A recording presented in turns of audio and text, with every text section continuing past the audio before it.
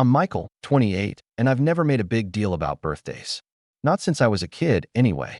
Maybe it's because I learned early on that no one else in my family really cared. They'd forget or just throw me a lazy happy birthday in passing. Sometimes not even that. But this year was different. Not because I expected anything, but because I had finally decided to stop pretending their behavior was normal. I had spent the last few years quietly holding everything together, paying bills, covering shortfalls, keeping a roof over everyone's heads. I didn't complain, didn't ask for anything in return. I just did it. Because they were family. Because that's what you're supposed to do, right? My mom had a rough few years after my dad left. I get that. And my younger sister, Caitlin, 23 and still somehow acting like she's owed the world, had a history of trying things out and quitting a month later. She still lived with mom in the townhouse I paid for. Neither of them worked much. Mom did part-time remote stuff now and then, and Caitlin took the occasional commission for graphic design. But the bills? The groceries? Even the streaming services? All me. Quietly. Every month. I had a shared account with them that I transferred money into so they wouldn't have to ask. It made things easier for them. It made things harder for me, sure, but I kept doing it. Until last week. My birthday was on a Thursday. I wasn't expecting balloons or anything, but it would have been nice to get a text, a call, even just a dumb GIF in the family group chat. Instead, I woke up to silence. I scrolled through notifications while sipping my coffee and saw the group chat was still active, but not for me. Caitlin had posted a photo of herself in some cafe downtown with the caption, "Self-care day with my fave person, me." A couple friends commented. I ignored it. Around noon, I checked again. Still nothing. Not a single happy birthday. I had work calls all day and tried to shake it off. Then around 4 p.m., Caitlin dropped this in the chat. "Stop acting like anyone cares it's your birthday." And my mom gave it a thumbs up. I stared at it for a solid minute, thinking maybe they were joking. But there was no setup. No inside joke. Just that. No, just kidding. No follow-up. Just radio silence. I didn't reply. I didn't rage. I didn't even feel shocked. Just numb. And weirdly calm. My fingers tapped idly against the ceramic mug in my hand. And I realized something. I had made it way too easy for them. They didn't just take me for granted. They genuinely believed they were entitled to everything I gave them. And they clearly didn't respect me. Not as family. Not even as a person. I'd been treated like a utility. Like an ATM with no opinions, no boundaries, and definitely no birthday. I stood up, grabbed my coat, and drove straight to the bank. It was quiet inside. The branch manager, Carla, recognized me. I'd helped her son get an internship the year before. She always remembered that. I explained what I wanted. Freeze the card, remove my name from the shared account, and flag all future transactions for approval. She nodded, didn't ask too many questions. Just walked me through it, one calm step at a time. I left the bank an hour later with a folder of papers and a strange sense of peace in my chest. Not relief, exactly. Just clarity. Like I'd finally stopped trying to win a game I never agreed to play. Back home, I didn't text them. Didn't warn them. Didn't hint at anything. I ordered myself sushi, opened a movie I'd been meaning to watch, and sat back on my couch in silence.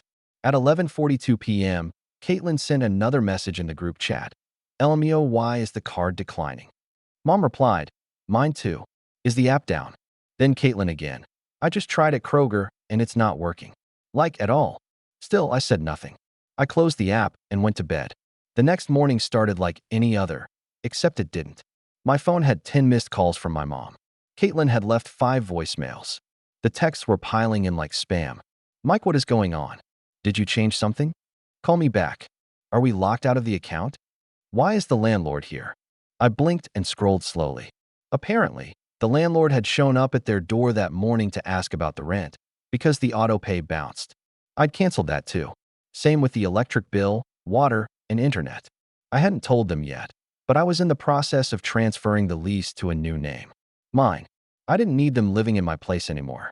I'd even spoken to an attorney about how to handle evicting a family member legally if they refused to leave. It wasn't about revenge. It was about boundaries. About peace. About finally saying, enough. But I didn't write back yet. Not that day. Instead, I went to work, answered emails, made small talk with coworkers who did remember my birthday, bless their souls, and let the calls from Caitlin and my mom go to voicemail. By evening, they were texting things like, "Are you okay? And please just let us know what's going on." But I wasn't in a hurry to explain, because for once, they were the ones left in the dark. For once, they were scrambling. That weekend, I got a text from my cousin Sarah, the only one in the family who ever really made an effort with me. She said Caitlin had posted something passive-aggressive on Instagram. Crazy how people switch up when you depend on them. And Mom had commented with a sad face emoji. Sarah asked if everything was okay. I told her I was fine, just finally drawing a line. I didn't expect her to respond with, "Good. Honestly, they've been awful to you for years. You don't deserve that." And maybe it shouldn't have meant so much, but it did. Still, that wasn't the end of it. Monday morning came with a knock on my apartment door. It wasn't the delivery I was expecting. It was Caitlin, hood up, eyes puffy, arms crossed. "Can we talk?" she asked. And for a second, I almost invited her in. But then I remembered the text. The thumbs up.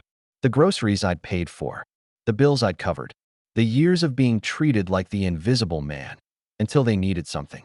So I stepped outside and closed the door behind me. She shifted awkwardly. "You froze everything." I nodded. "Yeah. Why?" I didn't answer right away. I just looked at her, really looked at her, and saw the same entitlement, the same arrogance, only now cracked at the edges. She huffed. "Look, if this is about that dumb text." And that's where I cut her off. "Don't," I said quietly but firmly. "Don't call it dumb. Don't pretend it was a joke. You meant it." Caitlin rolled her eyes, but there was a flicker of uncertainty behind it. "Come on, Mike. It was just a thing. A comment. I say stuff like that all the time." "And that's the problem," I replied. "You say stuff like that all the time. You act like nothing matters, like no one else feels anything. You and Mom both. You've treated me like I'm a ghost in this family unless you need something. Money, groceries, rent, whatever. But the second I want something, even just basic decency, you make me feel like a burden." She scoffed. "You're not a burden." "No," I asked, my voice rising. "Then what am I?" Because I sure wasn't a brother. Not when you and Mom joked about me in the group chat. Not when you used the card to buy your little self-care days, or when Mom charged her prescriptions to my account without even asking. Not when I paid your credit card debt last year just so you wouldn't tank your score. Her face twisted. "I didn't ask you to do that." I laughed bitterly. "That's your go-to, huh?" I didn't ask. Like silence is a defense. Like ignoring my birthday was okay because you didn't ask me to care about yours either. It doesn't work like that.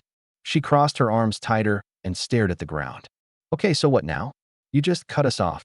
I looked at her, and for the first time, I didn't feel guilty. "I'm not cutting you off," I said. "I'm giving you back the life you wanted so badly without me in it. You didn't want a brother. You wanted a sponsor."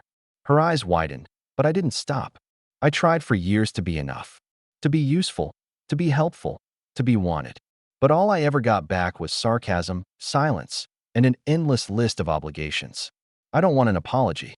I don't want a hug. I want space." "So you're evicting us," she snapped.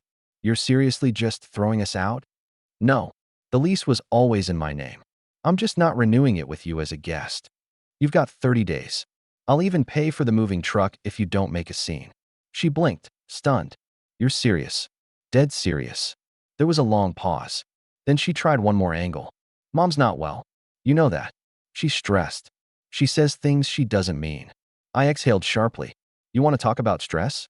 Try being the guy who has to listen to his own mother call him emotionally unavailable because he stopped giving out blank checks." "I'm not, Mom," Caitlin muttered. "No," I agreed. "You're not. But you're not far off." She winced like I'd slapped her.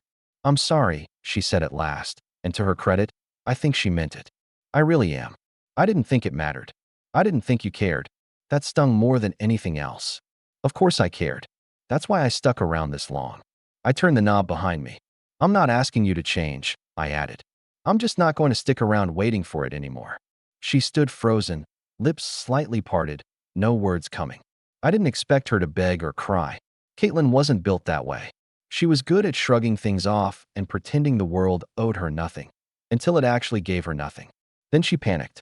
As I stepped back inside, I paused. "By the way," I said without turning around, "I canceled the family phone plan too. Might want to look into that." Then I closed the door. For the next hour, I just stood in the kitchen, leaning against the counter, breathing. My hands trembled a bit, not from fear, but from adrenaline. I was free. Finally. The silence of the apartment felt different now, less empty, more earned. But the fallout wasn't over yet. That evening, I got a call from an unknown number. I let it go to voicemail, but the transcript popped up on my screen. Michael, it's Mom. I don't know what's going on, but this is cruel. I've been there for you. Always.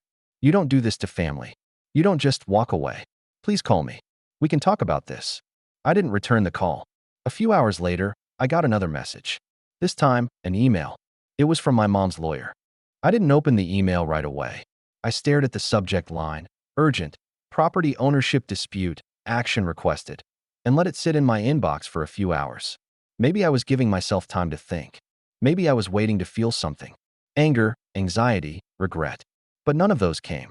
Just a cold, quiet resolve that told me I was done playing the role they'd written for me. Eventually, I opened the message. The body of the email was formal, full of polite legalese that barely masked the desperation behind it. The lawyer, a man named Stanley Reeves, said my mother was disputing the validity of the recent changes made to the property title and that she believed the townhouse should be considered a family asset rather than an individual-owned property. He asked for a meeting, a friendly resolution. I almost laughed. Friendly. I didn't respond immediately. Instead, I dug out the folder Carla at the bank had helped me organize: account statements, the original property deed, the lease terms, the transfer of ownership to my LLC. Everything was signed, notarized, and time-stamped. I even had the email chain from 2 years ago when Mom had signed the lease paperwork herself, agreeing to be a tenant. At the time, she'd waved it off, joking, "Just paperwork stuff for your taxes, right?" I'd nodded. I hadn't expected I'd ever have to use it. Now I was glad I did. Still, I didn't want this to get ugly. Despite everything, part of me still held on to some thread of humanity, a quiet voice whispering, "Don't burn it down. Just walk away." But I was starting to see that walking away, for them, looked like betrayal. To them, love only counted when it cost me something. 2 days later, I sent a brief email back to the lawyer. "Dear Mr. Reeves, thank you for reaching out. The property in question is legally owned by LLC name, with full documentation available upon request. Please note, the lease agreement signed on date is still in effect. As per Clause 9A, the property owner reserves the right not to renew the lease upon expiration. No breach of contract has occurred. I respectfully decline a meeting at this time. Sincerely, Michael Carter." Within 20 minutes, I got a reply saying they'd review the documents and advise the client accordingly. Translation: they didn't expect me to push back. Later that night, I saw another post from Caitlin, this time on her Instagram story. It was a black screen with white text. "Crazy how family can ice you out like a stranger over one comment.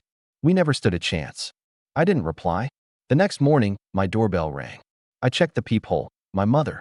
She looked different than I remembered. Older. Smaller. Wearing a raincoat, even though the sky was clear. When I opened the door, she didn't say anything for a moment. Just looked me up and down like she was searching for something in my face. Something familiar. Maybe something soft. "I raised you better than this," she finally said.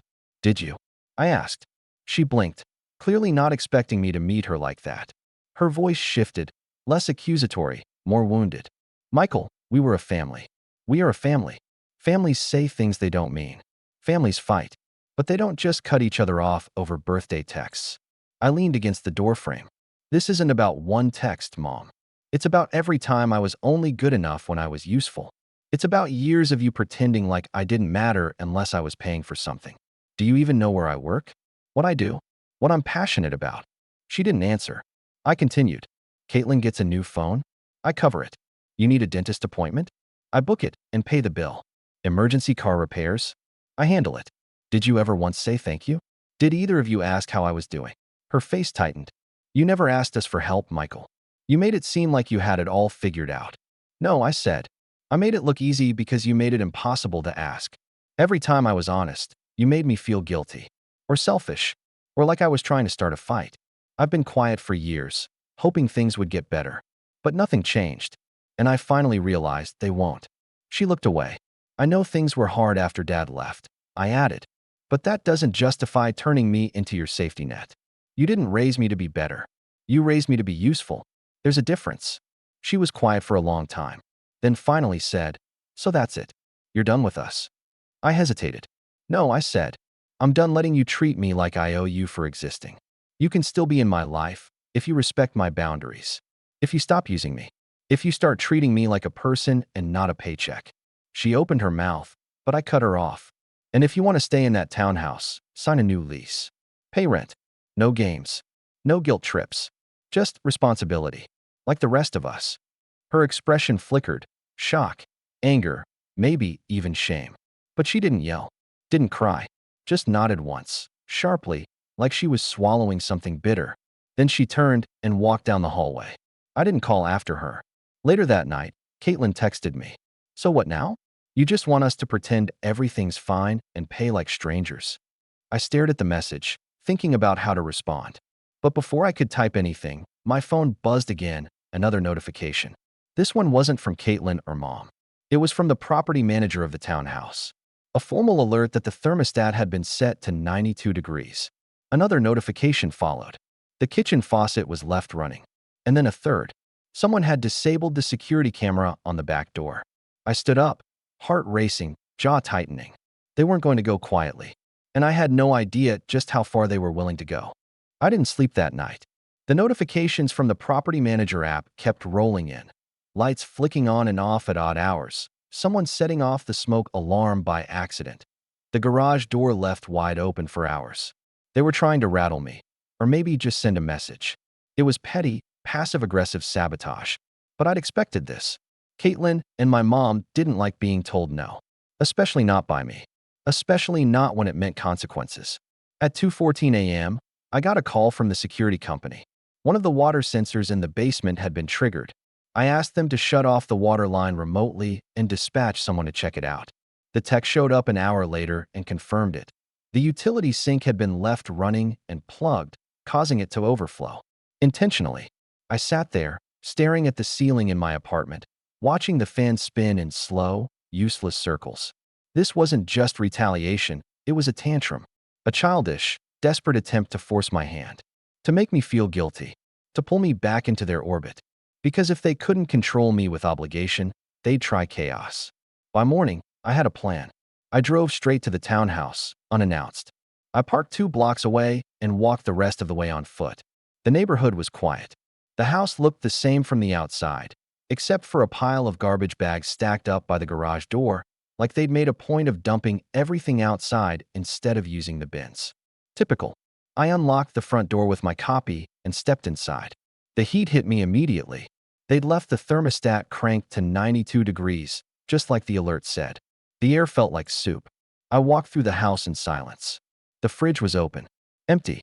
The shelves were smeared with something sticky. A single carton of expired milk sat on the top rack like a threat. In the living room, the TV was on full volume, blaring a static screen. No one home. I went upstairs. Caitlin's room was empty, stripped of most personal items except for a few old clothes tossed on the floor. Mom's room was more or less the same. Closet half emptied, drawers pulled out, a bedside lamp knocked over. On the bathroom mirror, someone had written in red lipstick, "Hope it was worth it." I stood there, staring at that sentence, and felt nothing. No anger. No regret. Just a strange, calm detachment, like reading a note left behind by a stranger in a story I wasn't part of anymore.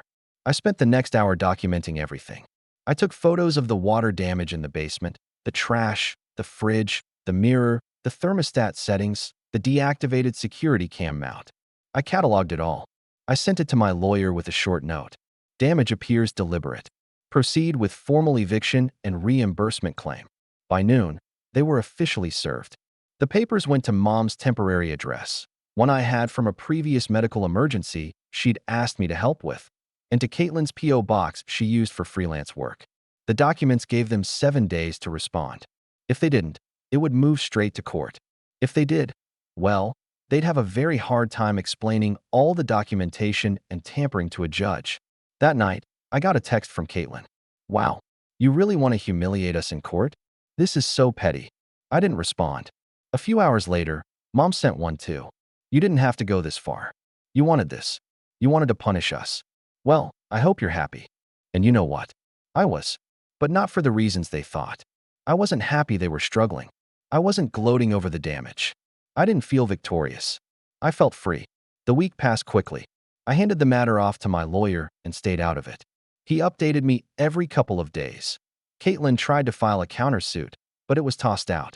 Mom attempted to claim emotional distress, but the judge asked for evidence, and she had none. The case settled fast, quieter than I expected, likely because they realized I wasn't bluffing, and they didn't want me dragging every screenshot, voicemail, and payment record into open court. By the end of the month, they were gone. The townhouse was officially back in my name. I hired a cleaning crew, replaced the locks, and had the place professionally repaired. The water damage wasn't as bad as I feared, but the cleanup bill was still hefty, just under $5,000. Still, I considered it a bargain for peace. I never heard another word from either of them. No apologies, no messages, no half-hearted attempts to reconnect. Just silence. And I was fine with that. It's been 6 months now. The house is rented to a young couple who actually say thank you when I fix something. They painted the place themselves, added plants on the balcony, and pay their rent on time. I check in with them every few weeks, and every time I walk through that front door, it feels like a ghost has been exorcised.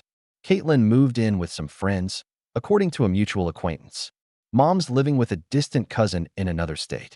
Apparently, they're both telling people that I lost it and kicked them out over a misunderstanding, that I was never really stable. Fine, let them say what they want. I'm not trying to rewrite their version of the story. I'm just done living in it. My birthday came and went last month.